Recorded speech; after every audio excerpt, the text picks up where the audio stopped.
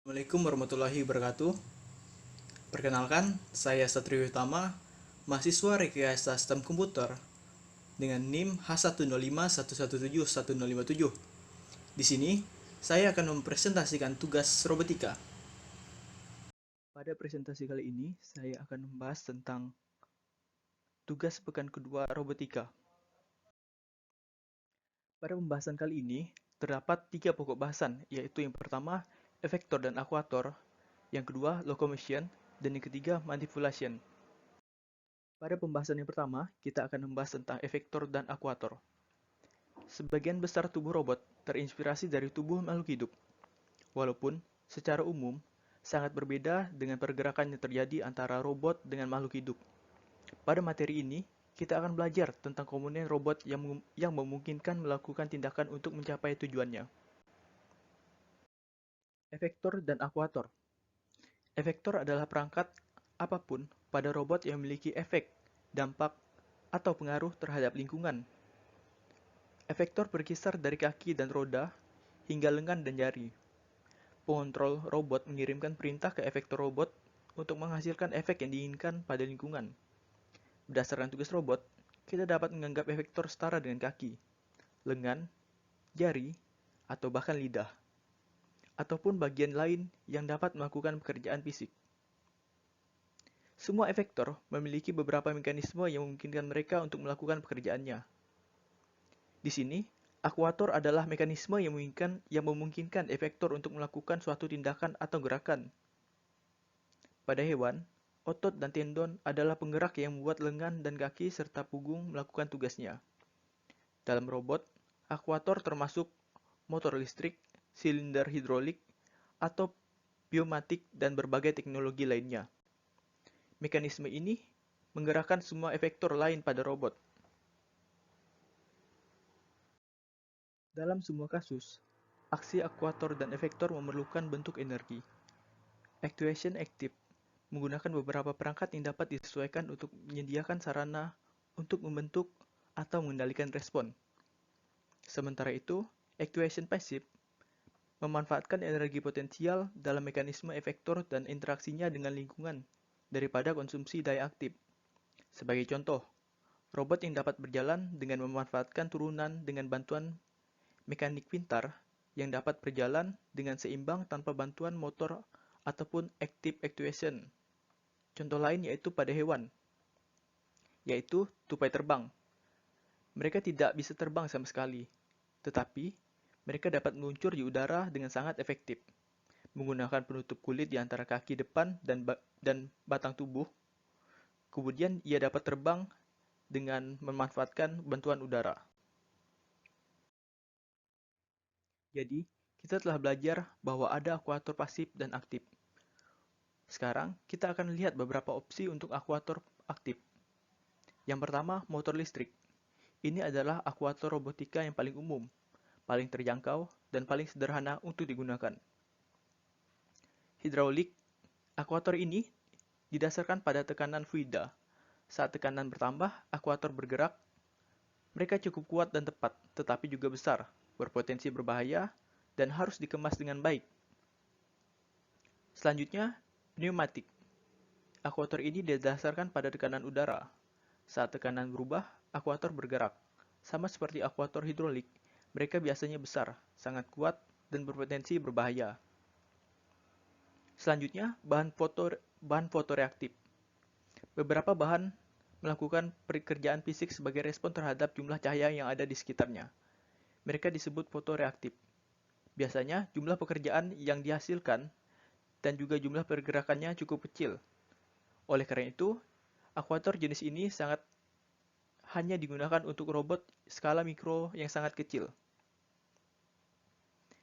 Bahan kimia reaktif.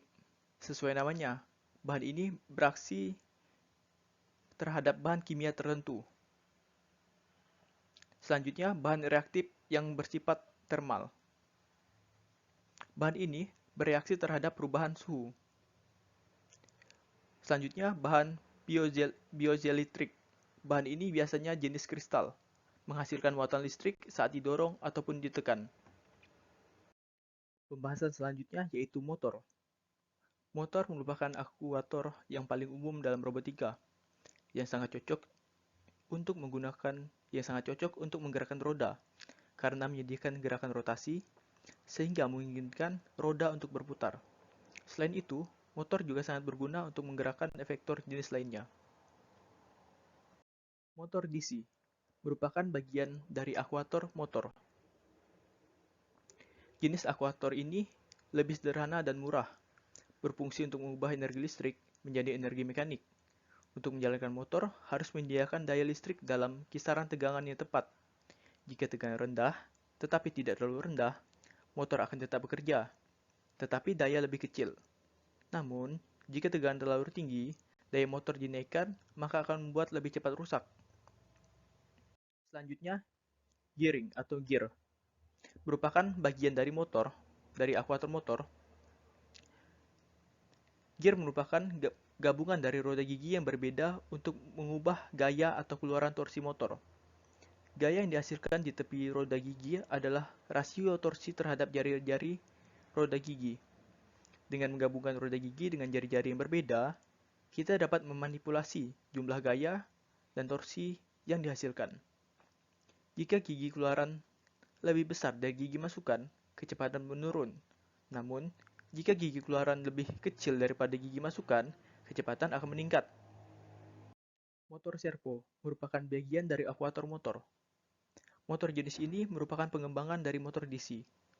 Motor DC hebat dalam berputar terus-menerus ke satu arah, tetapi seringkali berguna bagi robot untuk menggerakkan motor dan beberapa efektor terpasang padanya seperti lengan ke posisi tertentu. Motor yang dapat memutar posisinya ke posisi tertentu disebut motor servo. Pengoperasian motor servo adalah tentang mendapatkan poros motor pada posisi yang diinginkan. Posisi ini berada di suatu tempat sepanjang 180 derajat di antara kedua arah dari titik referensi. Selanjutnya, degree of freedom atau derajat kebebasan adalah derajat independensi yang diperlukan untuk menyatakan posisi suatu sistem pada setiap saat. Degree of freedom atau DOF merupakan salah satu dari jumlah minimum koordinat yang diperlukan untuk sepenuhnya menentukan gerak sistem mekanis. Secara umum, derajat kebebasan terbagi menjadi dua, yaitu drop translasi dan drop transisi. Drop translasi memungkinkan tubuh menerjemahkan, artinya bergerak tanpa berputar. Biasanya diberi label X, Y, dan Z. Drop rotasi memungkinkan tubuh berputar. Mereka disebut roll, pitch, dan yaw. Berdasarkan yang sudah kita pelajari, secara umum efektor memiliki dua tujuan dasar, yaitu sebagai locomotion untuk menggerakkan robot, dan manipulation untuk memindahkan objek. Selanjutnya, pada bagian ini kita akan membahas tentang locomotion. Locomotion. Istilah ini berasal dari bahasa Latin, locus untuk tempat, dan gerak dari bahasa Inggris untuk gerakan. Pergerakan mengacu pada cara tubuh. Dalam kasus kita, yaitu robot, bergerak dari suatu tempat ke tempat lain. Berbagai jenis efektor dan aktuator dapat digunakan untuk menggerakkan robot, termasuk kaki, roda, lengan, sayap, dan sirip. Kaki digunakan untuk berjalan, merangkak, memanjat, melompat, dan lain-lain. Roda dapat digunakan untuk menggiling. Lengan dapat digunakan untuk merayun, merangkak, ataupun memanjat. Sayap dapat digunakan untuk terbang, dan sirip dapat digunakan untuk berenang. Stabilisasi. Sebagian besar robot harus stabil, artinya mereka tidak goyah, bersandar, dan mudah jatuh. Untuk menyelesaikan pekerjaannya, secara umum, dengan lebih banyak kaki atau titik tanah, stabilisasi statis dapat lebih mudah karena adanya center of gravity. Center of gravity sendiri adalah titik berat pada pusat massa, yang mana semua beban seakan-akan berada atau terdistribusi di titik tersebut. Dengan kata lain, ketika benda berada atau bertumpu pada titik central of gravity, maka benda tersebut akan seimbang. Moving and gaits. Sebuah kiprah, gaits, adalah cara tertentu robot atau hewan berkaki untuk bergerak, termasuk urutan di mana ia mengangkat dan menurunkan kaki dan meletakkan kaki di tanah. Daya jalan robot yang diinginkan memiliki unsur sebagai berikut, yaitu stabilitas agar robot tidak jatuh, kecepatan agar robot dapat bergerak dengan cepat, efisiensi energi agar robot tidak melakukan banyak energi untuk bergerak, kekokohan agar gaya jalan dapat pulih dari berbagai jenis kegagalan, kesederhanaan, kontrol untuk memberikan gaya berjalan tidak berat. Robot dengan roda biasanya dirancang agar stabil dan statis, sehingga memudahkan kontrol. Berdasarkan efisiensi dan kesederhanaan kontrol yang komparatif, roda adalah efektor paling pilihan penggerakan dalam robotika. Robot beroda dapat dibuat agar stabil secara statis. Namun, robot tidak harus bersifat holodinamis. Holodinamis di sini artinya mereka tidak dapat mengontrol semua derajat kebebasan atau DOF yang tersedia. Mohon maaf, maksudnya holonamis. Dalam robot memiliki banyak roda, berarti ada banyak cara di mana roda tersebut dapat dikontrol. Pada dasarnya, beberapa roda dapat dikontrol secara bersama-samaan atau sendiri-sendiri. Terdapat kemampuan untuk menggerakkan atau mengendalikan roda, yaitu kemudi diferensiasi dan penggerak diferensial. Kemampuan untuk menggerakkan roda secara terpisah dan mandiri melalui penggunaan motor terpisah disebut penggerak diferensial. Sedangkan kemampuan untuk mengendalikan roda secara independen disebut kemudi diferensial. Staying on the path dan getting there. Dalam pergerakan robot, kita mungkin memperhatikan. Yang pertama, membawa robot ke lokasi tertentu, dan yang kedua, membuat robot mengikuti jalur tertentu. Mengikuti jalur atau lintasan yang diberikan secara semena-mena lebih sulit daripada harus mencapai tujuan tertentu dalam menggunakan jalur apapun. Beberapa jalur tidak mungkin diikuti untuk beberapa robot karena batasan holonominya. Bagi yang lain, beberapa jalur dapat diikuti, tetapi hanya jika robot diizinkan untuk berhenti, mengubah arah, ataupun pergi lagi.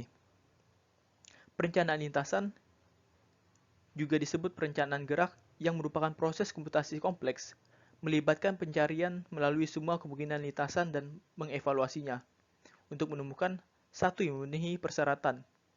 Sedangkan untuk menemukan yang terbaik, terpendek, teraman, paling efisien, dan lain-lain disebut lintasan optimal. Pembahasan selanjutnya adalah manipulation. Manipulation robotik adalah efektor yang digunakan untuk mempengaruhi dan memindahkan objek di lingkungan. Manipulator biasanya terdiri dari satu atau lebih tautan yang dihubungkan oleh sambungan dari efek akhir. Tautan manipulator adalah komponen individual dari manipulator yang dikontrol secara independen. Selanjutnya yaitu pembahasan tentang N-efektor. N-efektor adalah bagian dari manipulator yang dirancang untuk berinteraksi atau bersentuhan dengan lingkungan robot. N-efektor merupakan bagian yang digunakan untuk melakukan pekerjaan. Terdapat dua jenis N-efektor, yaitu pencengkeraman atau gripper yang digunakan untuk memegang atau menahan objek dan peralatan atau tools yang digunakan untuk melakukan operasi tertentu pada suatu objek. Teleoperation. Teleoperation berarti mengendalikan mesin dari jarak jauh. Secara khusus, teleoperation biasanya berarti mengendalikan manipulator atau receiver yang kompleks. Teleoperation dapat digunakan untuk manipulasi, untuk menghindari kendali otonom, namun dalam mengoperasikannya, manipulator yang rumit harus memiliki keterampilan dan banyaknya tantangan. Tantangan tersebut berasal dari kompleksitas manipulator, yaitu semakin banyaknya derajat kebebasan yang ada pada manipulator yang dikendalikan, maka akan semakin sulit juga. Kemudian batasan antarmuka, dan kemudian keterbatasan penginderaan. Sulit untuk mengontrol lengan tanpa melihat secara langsung apa yang disentuh dan kemana pergerakannya, serta merasakan sentuhan dan hambatan dan sebagainya. Selanjutnya, mengapa manipulasi sulit? Seperti kasus dalam pergerakan, biasanya tidak ada hubungan langsung dan jelas antara apa yang dilakukan oleh efektor di ruang fisik dan apa yang dilakukan akuator untuk memindahkan efektor tersebut agar bekerja. Korespondensi antara gerakan akuator dan gerakan efektor yang dihasilkan disebut kinematika. Kinematika terdiri dari aturan tentang struktur manipulator, menggambarkan apa yang melekat pada apa. Berbagai tautan manipulator dihubungkan dengan sambungan. Jenis sendi yang paling umum adalah rotasi. Digunakan untuk memberikan gerakan rotasi di sekitar sumbu tetap. Kemudian, prismatik. Untuk digunakan memberikan gerakan linear. Nah, berdasarkan hasil pembelajaran dan materi yang telah saya buat, sekian presentasi yang telah saya berikan terkait tentang materi efektor dan akuator, locomotion, dan manipulator. Mungkin sekian yang dapat saya sampaikan. Mohon maaf apabila terdapat kesalahan kata dan ucapan. Terima kasih.